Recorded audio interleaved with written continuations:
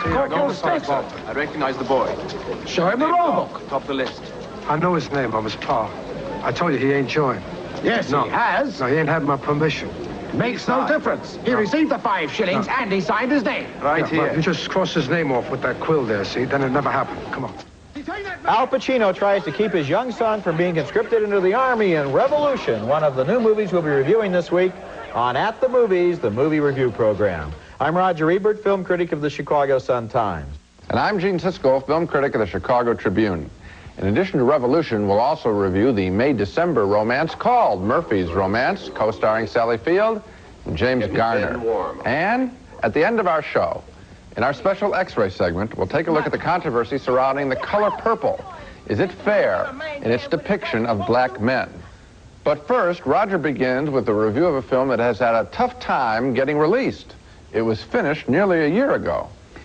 Brazil is the name of the film, and it's a violent satiric comedy directed by Terry Gilliam of the Monty Python Gang, and it's a movie that has had a violent history since it was made. At first, Universal Pictures didn't even want to release the film, and then Gilliam took full-page ads in Variety asking the studio to release it, trying to shame them.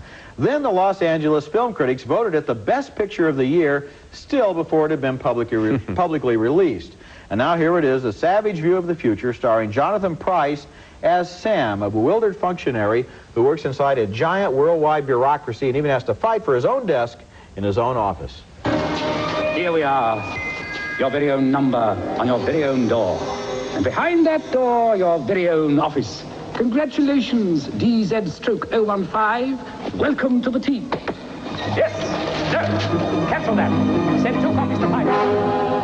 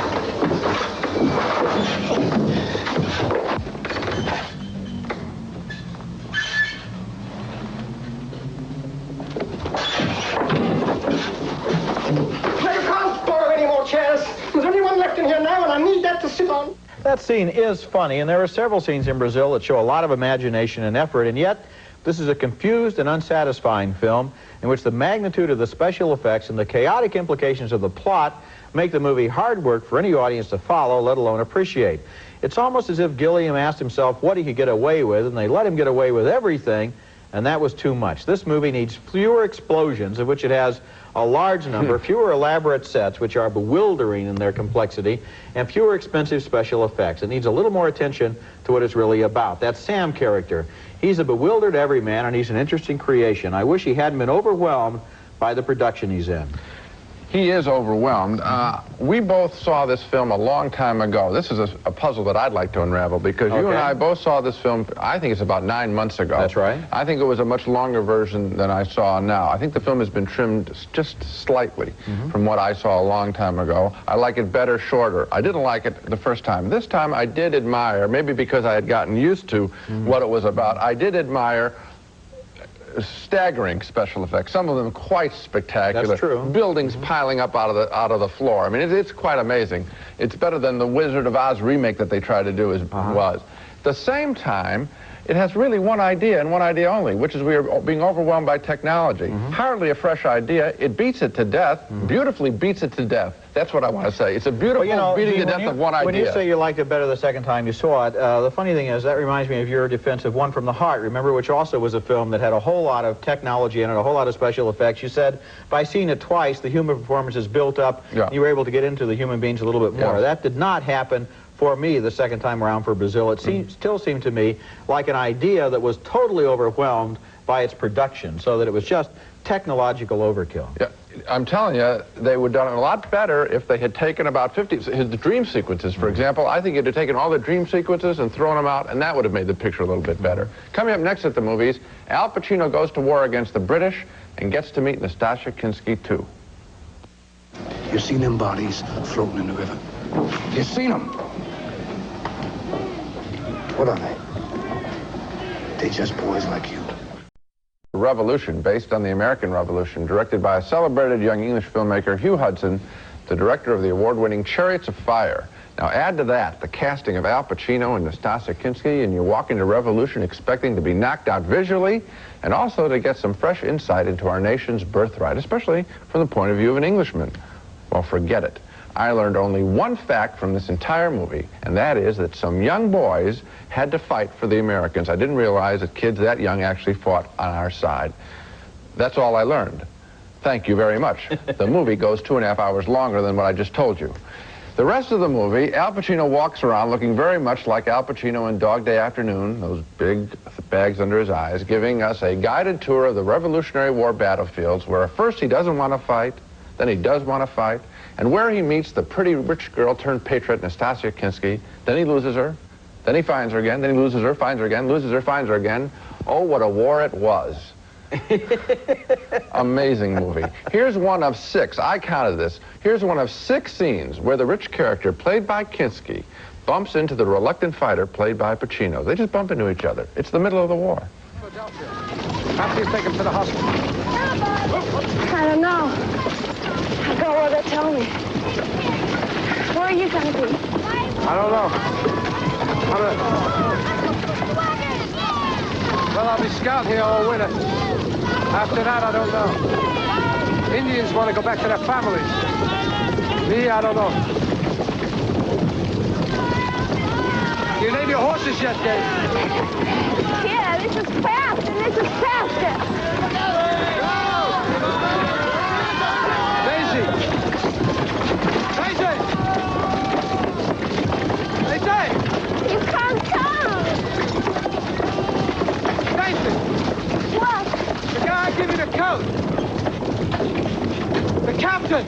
He the one learned you to sail. Yes, he did. He's a good sailor. Yes, he is. He's in Philadelphia now. No. That's as far as you go, Scout! You're gonna marry him. No. Only you, Tom Dobb. Only you. Now, after the war is over, we get this letdown scene. Pacino, a former fur trader, tries to redeem his credit for giving up his boat early in the war effort. Benson, Providence, 1776. Oh, you've had this a long time, haven't you? Right, 10, 20, 13, 40, that's it. Coming next? That it? Wait, where's the rest? What rest, mister? $70. They've been devalued. That's all them old Continentals is worth now. You take it or leave it. Well, move along, you're holding up the queue. Don't be pushing me. I'm not pushing, I'm very busy now. Come on. What happened to the 150 acres? What's you complaining about, I'm not mister? complaining. I'm asking a question. What happened to the 150 acres I was promised? Listen, you got 2 arms and 2 legs and 2 eyes, haven't you? Now move on, I'm very busy. Right. I told you, keep your hands off me. You're holding up the line, I'm mister. asking you a question. You're holding up the line. I'm asking you a question. What happened to the 150 acres of land I was promised? It was sold by Congress to speculators to pay for the war debt. All right? Now move it. I'm the bloody war debt. Are you? Yeah, this chit here, that's a bloody war debt. We all the bloody war debt. So why don't you go to Congress? Don't tell me. You go to Congress, all of you, and you tell them. No, I'll tell you, Come on, because you're next. standing here. I'm not interested in talking to you. Come on, next. Where's this Congress you're talking about? Congress is coming here. Where? You go and tell them. Where they come? They're on their way. When? They're coming, damn you. I told you they're coming. Damn you. Okay, now what's the point of that scene? At the climactic end of this movie, we've won the war. We're a free country. A great moment in history. What happens? We find out that the fighters didn't get paid off in full. But you know really what the whole point of that scene was? The point of that scene was so that Al Pacino could yell into that guy and intimidate him and act like a star. And that's what I really think this script is all about. It's stars acting. It's not about the American Revolutionary War. Now, also in that scene, about the people getting ripped off. Maybe I care about that scene at all if my ancestors came over from the Mayflower and I figured now I could sue the government for back interest on those 150 acres and maybe I could own the state of Virginia or something like that. But what's pathetic about Revolution is that there's so little story here. It's really just a couple of stars playing dress-up. I don't think I could have put it better. Thank you. There they are. They're dressed up. They're running around the original 13 states, or at least a couple of them. Yeah. They coincidentally run into each other 6 different times at one point. This is how strange their relationship is. She calls him by his name, and we're surprised that she knows it. We don't know that they've had the conversation where they've exchanged names. That's right. As to the point there where she says, "I'll only marry you, Tom Dobb," you know? Yeah. She shouts over the back of that wagon only because it's a great scene for him to chase the wagon. It makes no sense dramatically. Right. And as far as I can tell, Can I just tell you why? Wait a minute. Here's a romance that has gone for years and years and years. And I'm trying to remember. I don't think they ever kissed until the last scene. Even in the battle scene there, where he was wounded and she ran into him by accident and bandaged his wounds, we don't see them actually kiss. That's a heck of a romance, you know. 13 years, 6 or 7 chance meetings. Right. This makes Gone with the Wind look like a weekend date. That's a good line, too. Next at the movies, a low-key, charming romance between Sally Field and James Garner. How old are you, Murphy? Just set the damn thing on fire. Our next movie is named Murphy's Romance, and it's one of the first pleasant surprises of the new year. A civilized and funny and very perceptive romantic comedy starring Sally Field as a woman who's moved to a small town to run a stable, and James Garner as the local druggist who's trying to get over the sudden death of his wife. Field and Garner are instantly attracted to each other, but there's a complication when Field's former husband turns up in town and moves into her house. In this scene at a local dance, the 2 men argue over whose turn it is to dance with her next. I came to dance.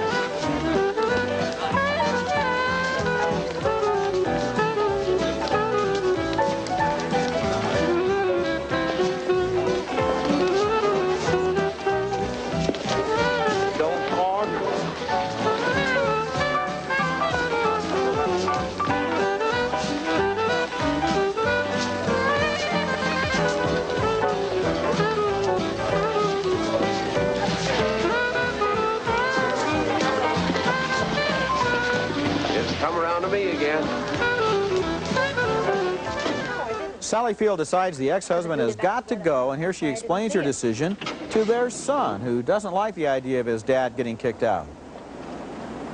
I'm going to ask your dad to leave the house, Jake. What do you do? We're not married anymore, and we can't live together like we're married. He wants to. So he's going? Yes.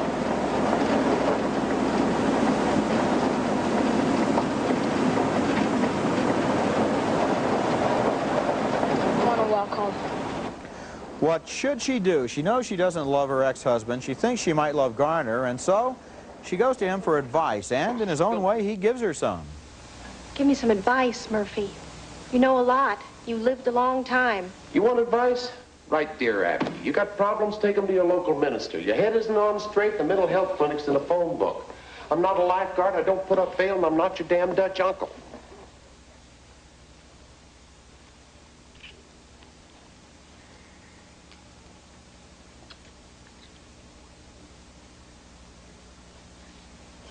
Now, if you don't know how things are, you're not as smart as I thought you were. That's their first kiss in the movie. I think you can get a flavor there of Garner's personality in this film. He's low-key, sort of mildly sarcastic. He plays his older statesman role for all it's worth, but he gradually has fallen in love with this much younger woman, and the relationship between them grows slowly and subtly into one of the most satisfying romances in a long time. Murphy's Romance was directed by Martin Ritt, who also directed Sally Field's great Oscar performance in Norma Ray. I guess when these two team up together on down-to-earth characters like this, they seem to have a special rapport, and it sure shows this time. I think we also have to credit the writing of this film. James Garner is wonderful. I don't know why he doesn't do more movies, but he has been given some of the greatest lines of dialogue in any film in a long time. Written by Harriet Frank and Irving Ravitch, husband and wife writing team, who also wrote HUD with Marty Ritt.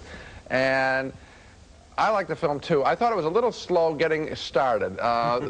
We know where it's going. We know these two characters are going to be brought together. I would have speeded things up a little bit. I would have brought the husband in earlier. And so at the beginning, I wasn't liking the movie very much. But once Garner moves into action, and actually it really does occur at that kiss scene that we just saw, which is about midway through the picture, at that point, this film is very entertaining. I didn't even think it started slowly. I thought it announced itself as having a certain deliberate pace similar to the life in that town. In other words, things don't happen real fast here. People size each other up. Everybody in that town is wondering what Murphy's going to do now that his wife is dead, and half the people in town want him to get together with this young woman who's moved in. Yeah. So that kind of pacing, I felt, was even part of the pleasure. Except that she did reconstruct that ranch where she's working at pretty fast. So that pace was very fast. Off screen. Yeah, very fast. Anyway, a very entertaining film. Coming up next at the movies, the controversy over the much-praised movie The Color Purple. Is it, as some people claim, racist? This here's my juke joint. You said this here our juke joint. Listen, when we get a man dance with his wife... Silly! Hey, help me get in the house. Hey, Silly! Our X-ray subject this week, The Color Purple. Is it racist? In the months since the movie The Color Purple has been in release, three things have happened to it. Many critics have praised it, audiences have thronged to it and have been moved by it, and a number of black men have protested its portrait of, guess what? Black men. The Color Purple tells of a much-abused black woman's triumph over her stepfather's repeated sexual abuse and her husband treating her like a slave, as in this scene where she's asked to fetch lemonade for guests as if she were his servant. The movie is set in the South in the first 4 decades of this century. This here is Sophia. Sophia, that's a pretty name, huh? Sophia, Sophia, Sophia. Let's go get married. Looks like you got yourself in trouble. No, sir, I ain't in no trouble. Big, though. Who the daddy? Hoppo. How he know that? He know 'cause he the only one. Sealy, give me some lemonade. Young women no good these days. Got their legs open for every Tom, Dick, and Harper.